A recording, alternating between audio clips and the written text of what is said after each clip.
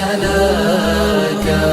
كنا وربي غارقين بغينا حتى ربطنا حبلنا بعراك، حتى ربطنا حبلنا بعراك.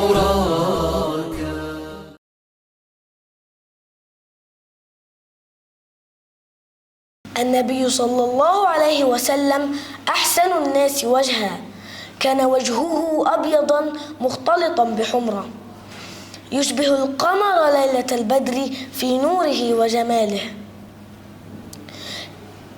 كان شديد سواد الشعر، له لحية كثيفة، كان إذا غضب احمر وجهه، وإذا سر وابتسم استنار وجهه حتى كأنه قطعة قمر. هيئة النبي صلى الله عليه وسلم جميل المنظر، كثير التبسم، حسن الصوت. هيئة النبي صلى الله عليه وسلم جميل المنظر، كثير التبسم، حسن الصوت، ذو هيبة وجلال.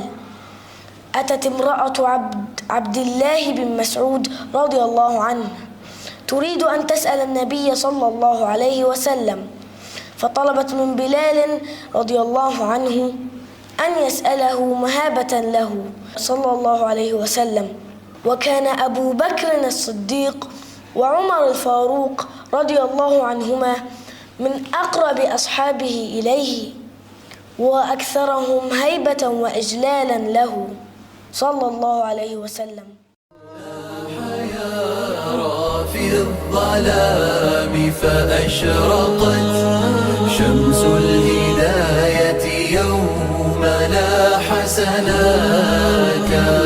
كنا وربي غارقين بغينا حتى ربطنا حبلنا بعراك، حتى ربطنا حبلنا بعراك.